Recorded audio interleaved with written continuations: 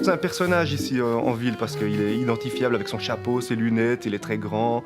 Et ouais, c'est quelqu'un, je pense, qui passe pas inaperçu.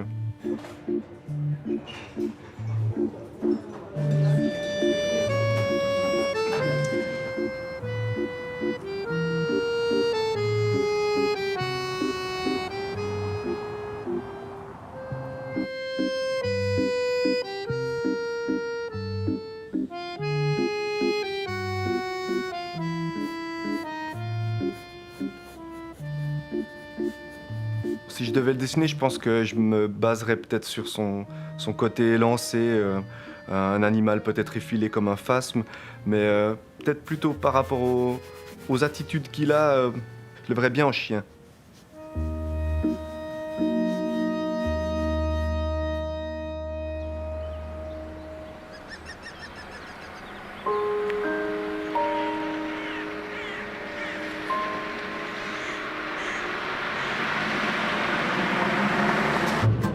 Je m'appelle Géraud Sigenthaler, j'habite à Porrentruy, je suis photographe de profession, j'ai 40 ans.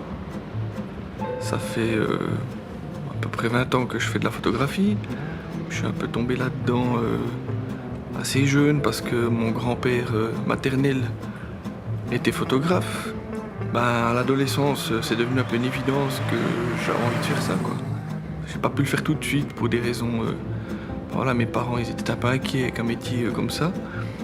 Donc j'ai d'abord bossé dans l'entreprise familiale du côté donc paternel dans l'entreprise de peinture. Et puis en parallèle, je faisais pas mal de photos. Le soir en semaine, je faisais du labo noir-blanc. Et puis le week-end, j'allais faire des reportages avec mon grand-père. J'ai fait le CFC, une fois que j'ai eu terminé, j'ai travaillé à peu près une toute petite année avec un salaire d'ouvrier, de jeune ouvrier. Puis avec l'argent, j'ai acheté du matériel photo et puis je me suis inscrit à l'école à Vevey l'année d'après.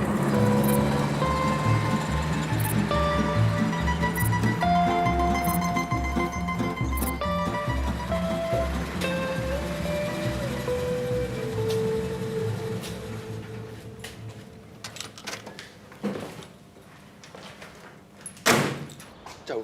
Ciao Géraud. Ça va et toi? Ouais, ça va bien. Quoi de neuf? Bon, rien de spécial, j'ai juste un problème de... Elle tient pas le ralenti.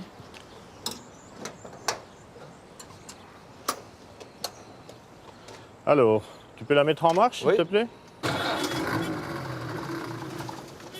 Ah oui, vas-y encore une fois. Bon, stop. On va regarder le gicleur de ralenti. Je roule régulièrement avec une Citroën Traction. Donc ils l'ont sorti en 1934. Ils l'ont fabriqué jusqu'en 1957. Moi j'ai un modèle de 47. Elle a une ligne incroyable. Il y a la magie de l'objet, quoi. C'est tout mécanique, il y a l'odeur de l'habitacle.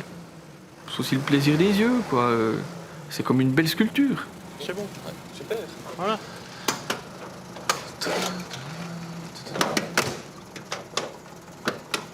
Extra. J'aime bien la patte de l'homme, quoi. J'aime bien voir que ça soit un tableau, une sculpture ou une œuvre, quoi. J'aime bien l'intervention humaine, quoi. Je trouve que c'est assez passionnant de voir aussi le travail qui est réalisé pour un objet, que ce soit un bâtiment, que ce soit de l'architecture ou une automobile plutôt ancienne, on va dire, parce que les nouvelles, je trouve ça assez banal. Moi, j'aime bien j'aime la manufacture.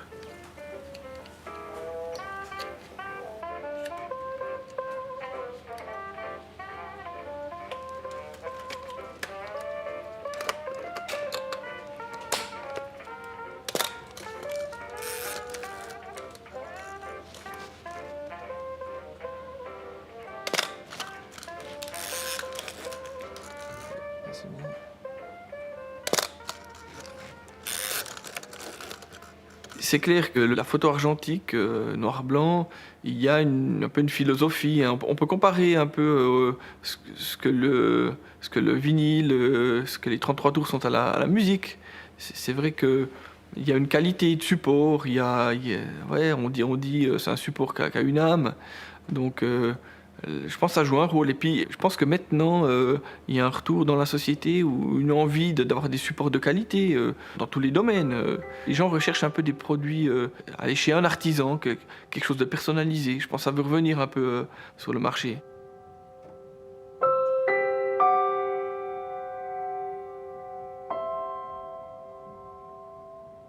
Je suis collectionneur, clairement.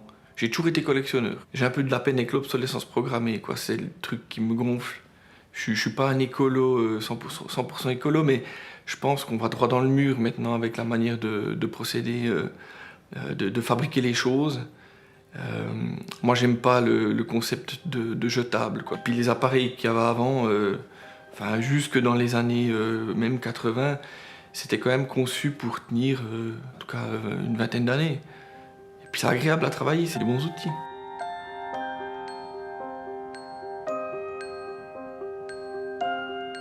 Je suis nostalgique, mais je me soigne.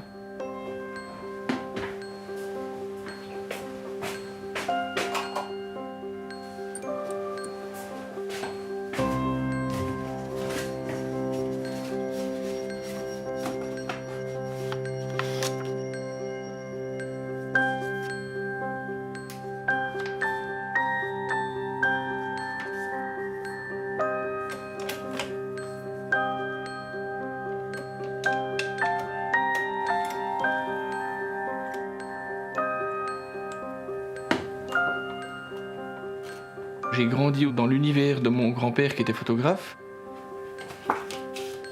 Donc lui, bien sûr, il a bossé toute sa vie en argentique. Puis j'ai connu un peu l'ambiance dans le laboratoire, dans l'atelier. Puis c'est probablement ça qui m'a marqué. Donc je passe pas par un labo, je développe les films moi-même et puis je fais les tirages moi-même. C'est ça qui m'intéresse. C'est un peu l'autonomie.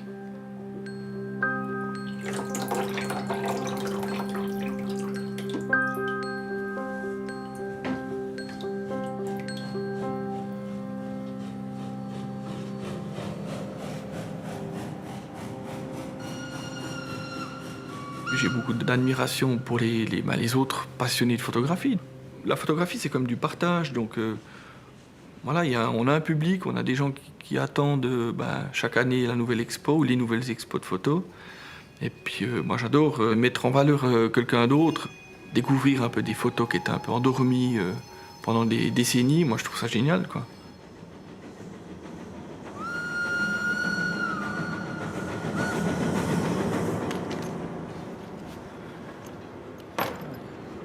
Belle quantité. Il y en a pas mal, quoi. On peut peut-être les mettre déjà comme ça. On y sort. Ah ouais. C'est égal, même si c'est pas dans l'autre. Ouais, hein. ouais, on peut les remettre dans l'autre après. Ouais, de toute façon, ils n'y sont pas par rapport aux autres. Hein. Ah ouais. 28. Ça, c'est pratiquement les dernières. Ouais. J'ai pris une image qui ne figure pas dans la série, puis je trouve intéressant, puis je vais voir avec vous au niveau de la qualité. Moi, je vais prendre un papier mat. Je pensais prendre un papier mat. Ouais, c'est bien ça. Non, elle est bien celle-là. Hein, graphiquement, ça fonctionne. Puis j'ai un peu éclairci Ah. on dit mais le tableau de bord, je sais pas comment ça Un s'appelle. peu comme c'est avec la main, comme ça. Ouais, ouais, exactement. Et puis après, j'ai foncé un petit peu le tour. Ouais, ça c'est. Donc c'est en C'est 65. Oui, L'histoire, elle est assez incroyable. René Lièvre, il est peintre en bâtiment. En 1959, il est engagé par mon grand-père paternel comme peintre. Et puis, il va rester 40 ans dans la botte. Donc je vais bosser aussi avec lui. D'ailleurs, quand il prendra sa retraite, je serai avec lui. Ouais, c'était. Non, on a fait sa façade. Ben oui. À Courtemoutruy, qu'elle nous a des tartes aux prunes. C'était vachement bon, hein. J'ai un bon souvenir. En 1962, il rencontre mon autre grand-père dans son atelier. Il commence à discuter photo. Mon grand-père sent qu'il a un passionné en face de lui. Il l'incite à acheter un Rolleiflex. Et puis, il commence à faire de la photo. Puis il en fait régulièrement, tous les week-ends. Je faisais mon métier, c'était un peu physique comme ça. Et puis le samedi, dimanche, eh bien, je partais assez tôt comme ça avec la voiture. Et puis je faisais en somme ce qui me plaisait vraiment, hein. Prendre ce qui était intéressant, puis ce qu'il y avait un petit peu à croquer, les choses essentielles en somme. Ah, puis celle-là, elle est magnifique. Donc il vient développer ses films chez mon grand-père, il se lie d'amitié, puis voilà, puis moi c'est un personnage que j'ai toujours vu depuis tout gosse. Ah, c'est bien ça. Il est bien, hein. Ouais, non, Il s'est toujours passé un lien entre lui et moi comme ça. Le courant a toujours bien passé avec lui. On était un peu sur la même longueur d'onde, comme ça on avait plus ou moins les mêmes idées comme ça. Puis c'est pour ça que ça a bien marché, quoi. On était un peu des compères. Mais on parlait beaucoup photos, mais il ne m'a jamais montré ses photos. Il m'a jamais dit... donc c'est tout le contraire du vantard, hein. C'est quelqu'un qui est humble. Et puis j'ai toujours dit, j'aimerais voir ses photos, mais il m'en a jamais amené ne serait-ce qu'une boîte ou un tirage. Il a fallu attendre plus de 20 ans, et puis des discussions, on se voyait occasionnellement. Puis moi je lui disais, faut que j'aille une fois voir ses photos. Puis il rigolait, puis il disait, ouais, quand tu veux. Puis un jour, je devais renouveler mes photos de carte d'identité, comme ça. Au bout de 10 ans, c'était échu. Puis j'ai été chez lui. Puis il me dit, dites, il faudra que je vienne une fois voir vos photos. J'ai dit, ouais, tu peux venir. Puis ça a commencé comme ça. Ouais, mais celle-là, elle est chouette, hein. Voilà, je suis arrivé chez lui, il avait un meuble avec des tiroirs comme ça. Et puis, il me tend une boîte, j'ouvre la première boîte, et puis, voilà, c'était magique, quoi. Ça, je me suis dit, ça commence bien. Je m'attendais pas à une telle qualité. C'est un peu la découverte du Graal, quoi.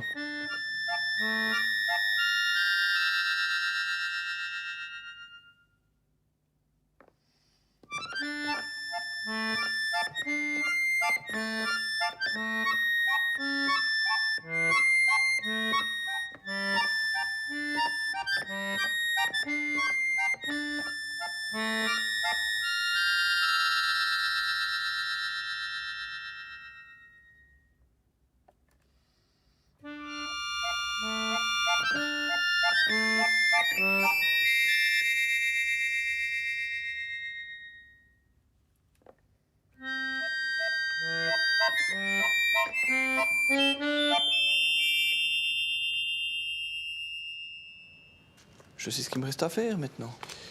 Je vais pouvoir commencer à faire les tirages, et puis on se reverra pour le choix final des images, et puis l'accrochage.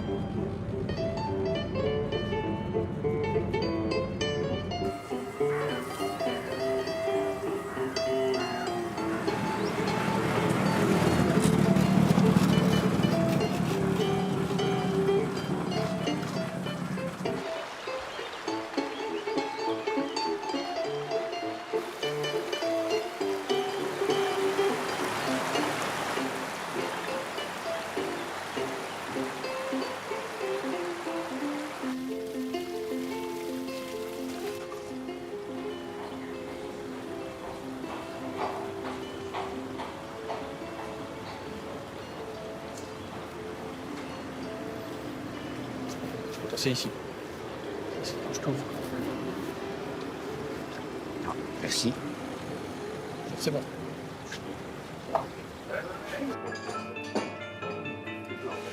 Merci. J'ai juste une petite question. Ça vous rappelle quelque chose, ça? Oh, tout à fait, oui, toute ma jeunesse, les années 70.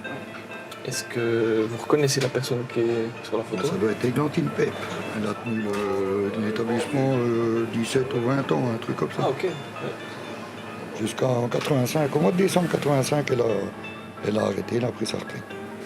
Et puis, elle est de la région, elle vit toujours? Elle vit toujours à Saint-Hippolyte même. Elle est en retraite dans une maison en montant sur Montèchereau. On va aller lui dire bonjour. Même lui dire bonjour, elle sera contente de parler de son établissement. Ça, c'est certain. Merci beaucoup.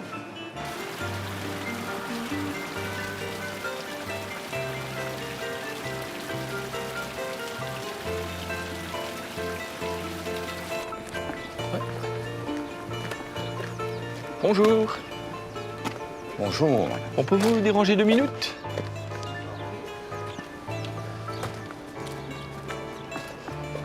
J'aimerais vous montrer quelque chose. Je ne sais pas si ça vous rappelle des souvenirs. Oui, c'est bien moi. C'est bien vous? Oui, c'est bien moi. Ça vous fait quoi de voir cette photo? Il y a 50 ans de ça, hein? Ouais, début des années 70 qu'elle a été Ouais, prise. c'est ça? Ouais. Oui. Elles sont bien, hein? Elles sont très bien, mais ça ne nous rajeunit pas. Non, mais... En plus, c'est une photo emblématique qu'on aime beaucoup, Oui. c'est un peu un témoignage d'une époque. C'est vraiment, je trouve que c'est vraiment intéressant comme image. Et puis, Pour moi, c'est une bonne époque.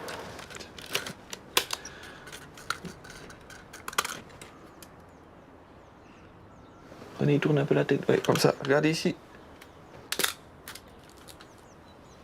Cette photo, donc René Lièvre l'a réalisée en 1970, et puis là on débarque 50 ans plus tard, presque 50 ans plus tard, avec la photo sous le bras. Donc elle s'y attendait pas du tout. Donc c'est vraiment là on fait ressurgir un peu des émotions ouais voilà, il y a un aspect nostalgique aussi, mais en même temps c'est pas c'est justifié quoi. C'est vraiment ouais, c'est magique. C'est ça, c'est ce que je trouve magique dans la photographie.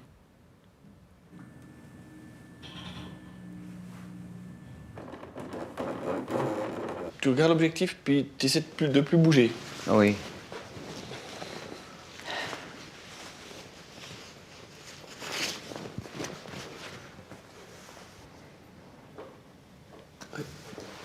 Alors.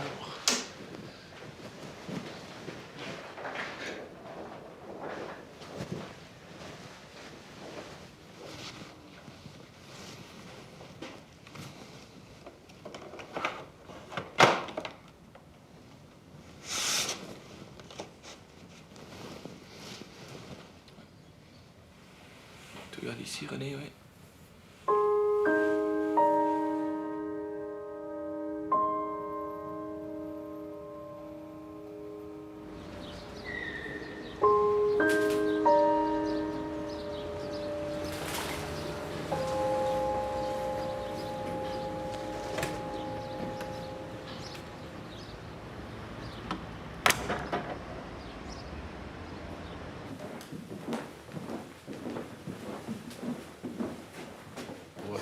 Tu le mets en premier? Un peu plus haut, un peu Plus haut. La Galerie du Sauvage, c'est un peu un vieux rêve que j'ai réalisé avec une équipe d'amis.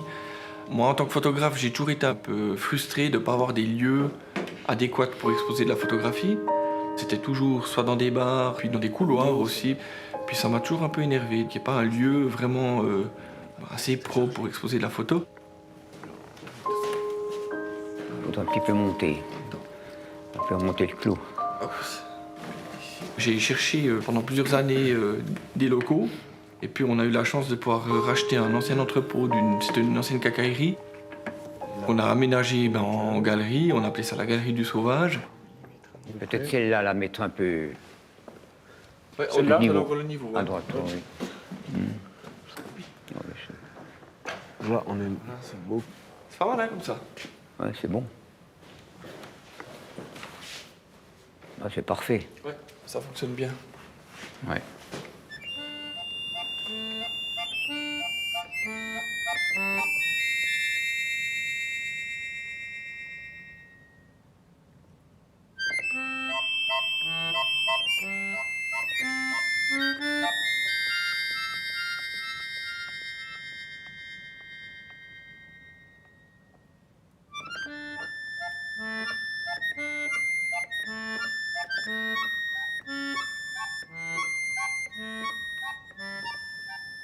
La Galerie du Sauvage, je voulais un nom qui soit relié à la région, quoi. Puis bon, c'est clair qu'on dit, on dit souvent des Jurassiens, en tout cas moi quand j'arrivais à l'école, quand j'allais à Vevey, à l'école de photo, ils me disaient tout le temps tu viens de ta réserve sauvage.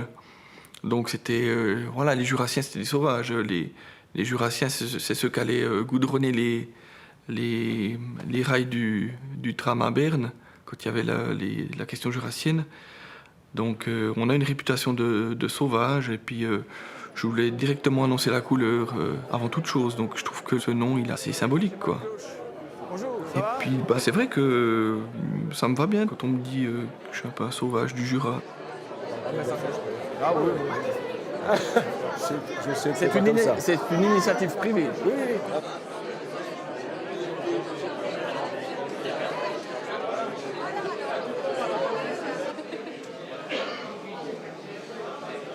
Moi j'étais content parce qu'il y a eu passé 300 personnes.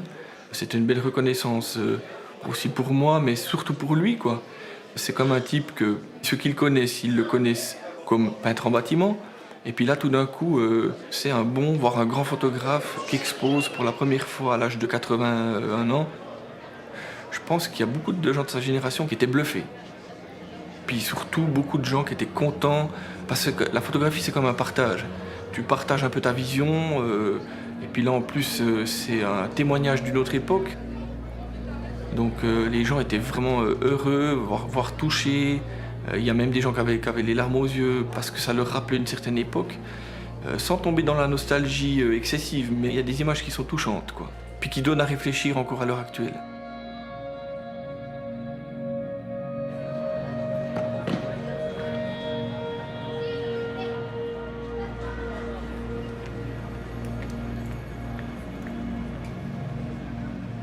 C'est quand même un accomplissement, puis finalement une récompense encore de mon vivant.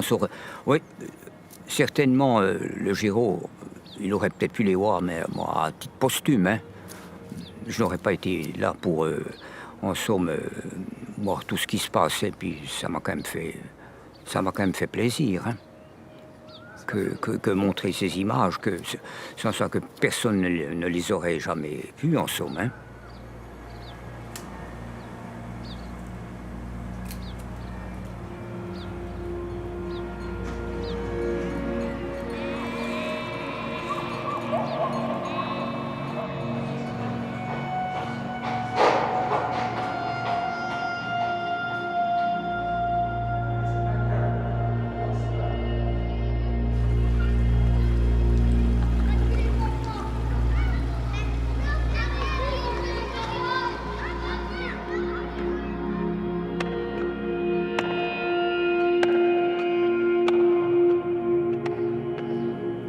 C'est clair que le photographe, il y a un lien quand même avec la mort, l'immortalité, quoi.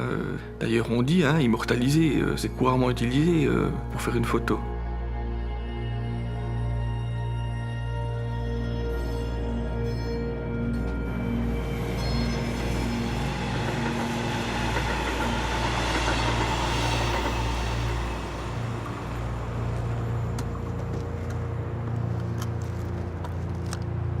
Ouais, super.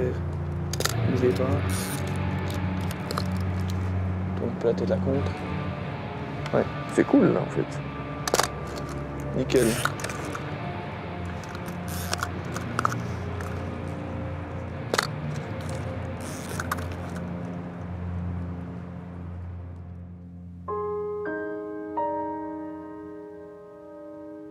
Paradoxalement, j'adore ce qui est du passé, mais je suis pas le genre à regarder ce que j'ai fait avant. Ouais, c'est pas trop mon truc, quoi, de revenir en arrière. Je suis plutôt à me dire, mais voilà, l'année prochaine, qu'est-ce qu'on fait? Il faut encore, il y a des travaux qui sont mis de côté, il faudra les mettre en valeur, les exposer. Il y a d'autres projets d'ouvrages. Pour moi, une fois que c'est fait, je passe à autre chose, quoi.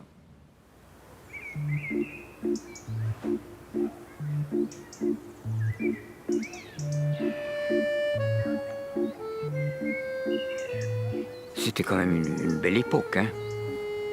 Mais ouais, je pense pour moi c'est fini, même que j'ai quand même toujours encore la vista, mais je ne veux pas me mettre au numérique. Et puis à mon âge, j'en ai fait tellement pendant 20 ans que...